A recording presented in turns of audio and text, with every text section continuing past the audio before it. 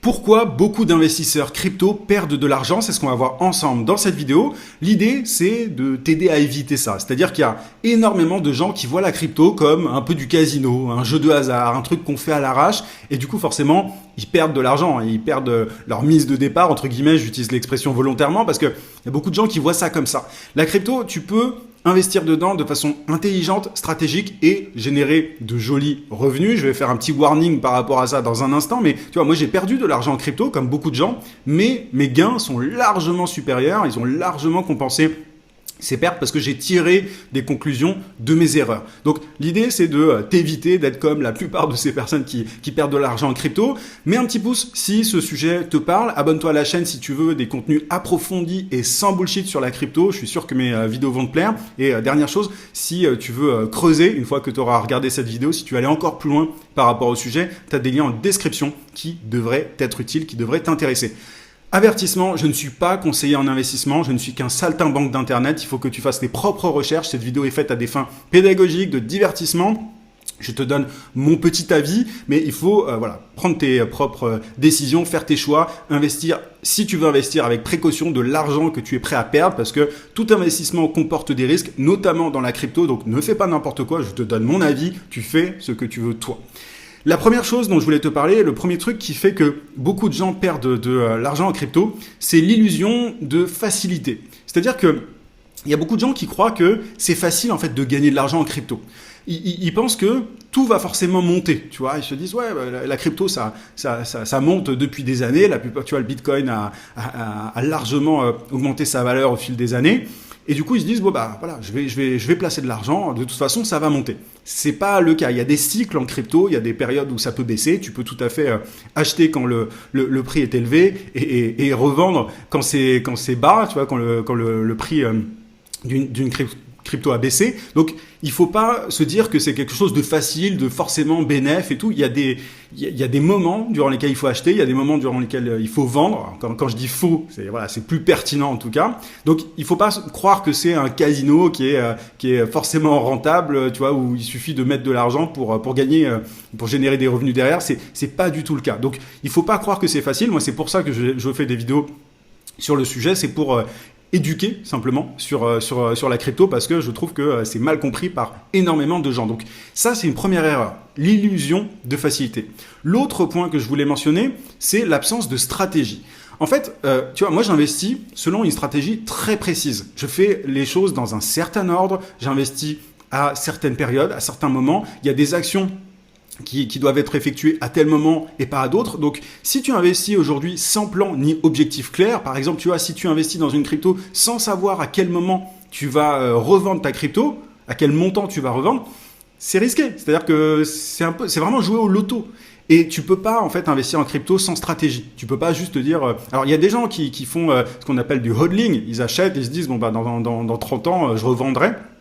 Moi, c'est pas vraiment l'approche que j'ai, mais ça peut être une idée. Mais de manière générale, si tu réfléchis pas sérieusement à comment tu t'y prends, à ce que tu fais, dans quel ordre, tu vois, dans quelle chronologie et tout, tu cours un gros risque. Et il y a plein de gens qui ne prennent pas ça assez au sérieux. Moi, je vois l'investissement en crypto et en DeFi, en finance décentralisée, plus particulièrement, comme un business. C'est-à-dire que tu vois, quand je place de l'argent dans des pools de liquidités, j'ai déjà fait une vidéo sur le sujet et c'est un sujet que je creuse sur ma chaîne, mais je vois ça comme des mini-business qui me rapportent du cash flow.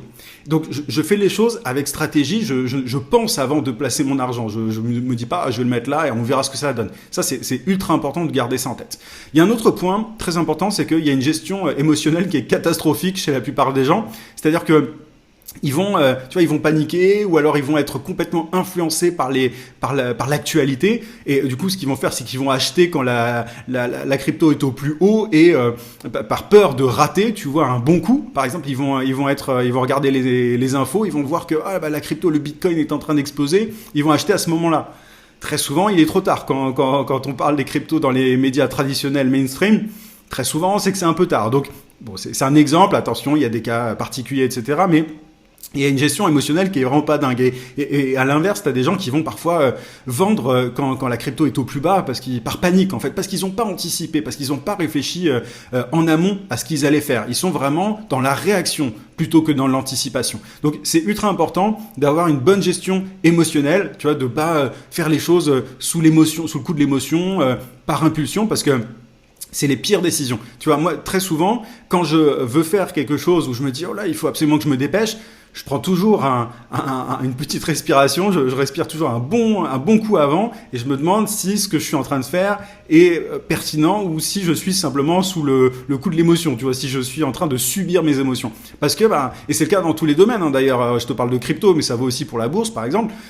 Voilà, si t'es en train de faire des choses juste en te basant sur la peur, sur le FOMO, tu as la peur de manquer, etc. Tu vas faire des erreurs, tu vas faire des grosses erreurs et tu vas pas être gagnant par la suite. Donc ça, c'est un point ultra important. Autre point, c'est qu'il y a des gens qui tombent dans le piège de la surdiversification ou de la sous-diversification. Je m'explique. Il y a des gens qui se disent, je vais tout mettre sur une crypto. Tu vois, c'est-à-dire qu'ils vont se dire, moi je mets tout sur cette crypto, même si la crypto en question il n'y a pas des fondamentaux ultra vraiment dingues, tu vois, et même si elle n'est pas ultra solide, ils vont dire je mets tout dessus, ça a le potentiel de péter. Alors tu sais pas trop sur quoi ils se basent, s'ils ont vu le tweet de tel ou tel influenceur, mais ils vont se dire voilà, moi je mets tout là-dessus, je mets 10 000 balles par exemple là-dessus. Et à l'inverse, tu as des gens qui vont beaucoup trop diversifier. Alors attention, il faut diversifier, comme dans tout investissement. Mais il y a des gens qui vont mettre leur pion, entre guillemets, sur 50 cryptos différentes. Alors moi, je sais pas comment tu fais pour surveiller tes 50 cryptos quand tu investis dans autant de choses, mais parce que tu vois, quand tu surdiversifies, t'as pas le temps en fait de te renseigner, de t'informer sur toutes les cryptos de ton portefeuille, et tu rates des opportunités, tu vends pas forcément au bon moment, etc. Donc ça, c'est un truc à garder en tête. Il faut avoir une diversification, mais équilibrée. Faut pas s'éparpiller et en même temps, faut pas tout mettre sur une crypto. Voilà. Donc ça, c'est un autre point que je vois parfois, le fait de surdiversifier ou de sous-diversifier. Faut vraiment pas faire cette erreur. Autre point, autre erreur que je vois, c'est le fait d'être complètement influencé, tu vois, par les réseaux sociaux. Il y a des gens qui suivent des experts et des influenceurs entre guillemets crypto, mais de façon complètement aveugle.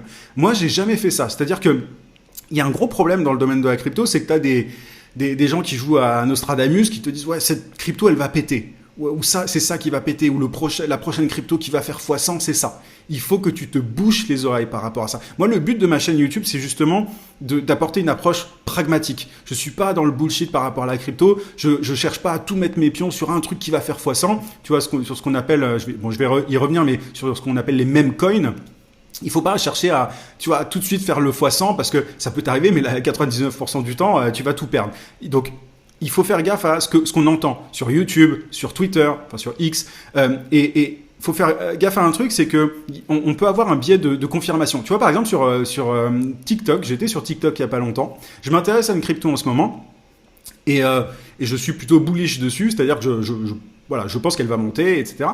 Et je me suis rendu compte d'un truc, c'est que l'algorithme me proposait des vidéos qui me confortaient dans mon point de vue. Qui vraiment, TikTok mettait en avant uniquement des vidéos de gens qui étaient d'accord avec moi.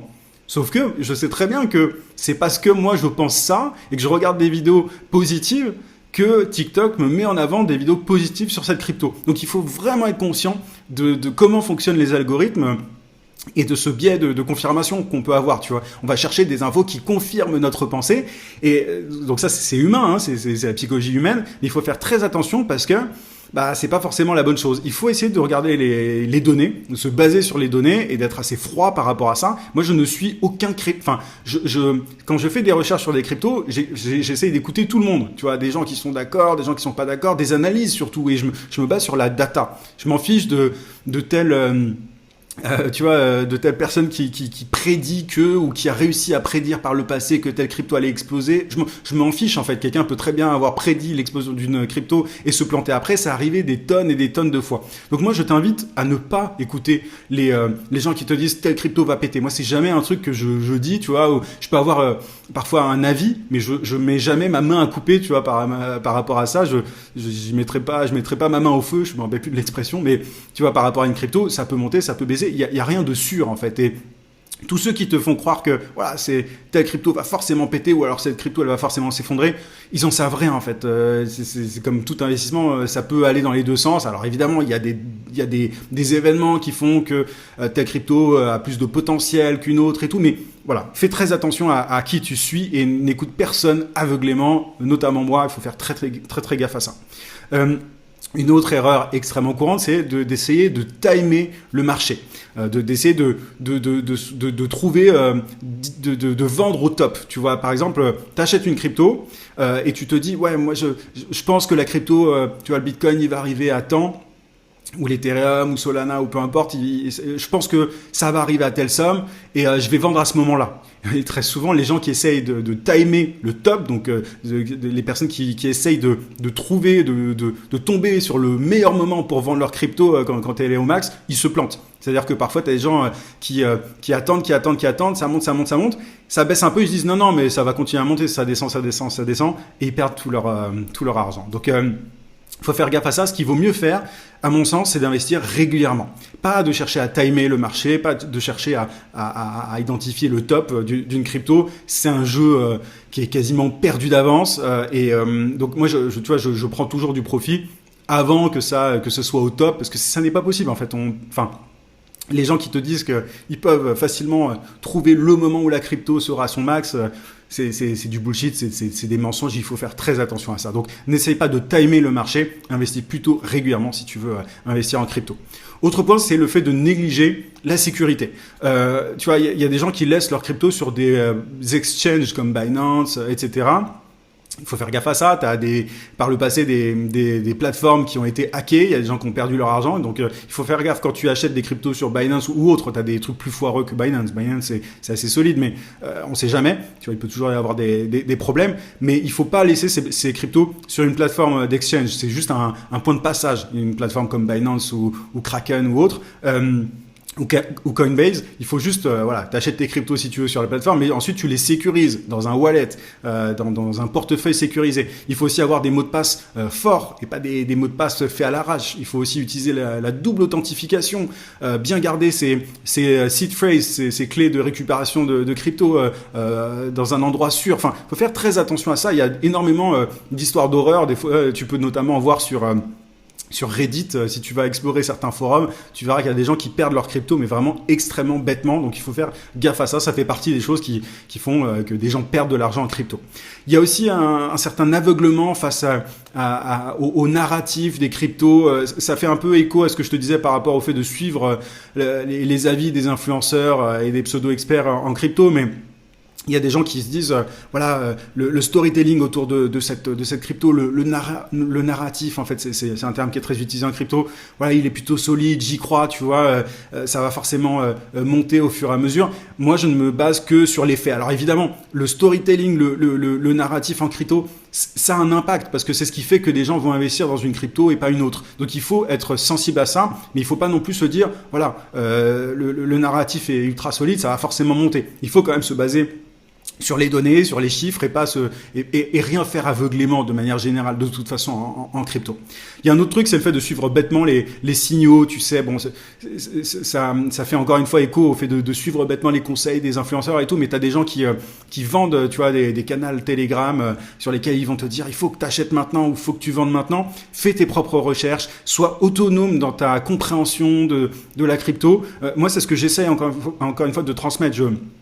Je donne des clés, je donne des stratégies, mais il faut être en mesure de réfléchir par soi-même, si tu veux. Il faut pas être feignant, en fait, en crypto, parce que sinon, tu suis aveuglément les gens, tu vas aller sur un canal Telegram, quelqu'un va dire, il faut que tu achètes maintenant telle crypto, tu vas l'acheter, ça va se casser la gueule. Donc, c'est extrêmement courant. Donc, faut pas suivre bêtement les signaux qui sont envoyés par certaines personnes et les groupes payants, parce que tout le monde peut se planter. Et dernier point dont je voulais te parler, c'est le fait d'acheter des meme coins. Les meme coins, c'est des tokens qui sont inutiles, c'est des cryptos qui sont inutiles, qui sont créés principalement autour d'un meme. Tu vois, il y a aucune valeur fondamentale, c'est très spéculatif, il y a souvent de la manipulation des prix par les personnes qui ont créé le token en question. C'est franchement autant jouer au casino qu'acheter des meme coins. Ce qui attire les gens par rapport aux meme coins, c'est que il y en a qui pètent, il y en a qui font du x10, x20, x30. Enfin, tu vois, ça peut aller très haut, mais la plupart des meme coins, désolé, mais c'est de la merde. C'est des cryptos qui servent à rien et qui se cassent la gueule. La plupart des gens qui gagnent de l'argent dans le domaine des meme coins, c'est ceux qui créent des coins et qui vont se barrer avec l'argent des gens, tu vois. Il y a beaucoup d'arnaques là-dedans.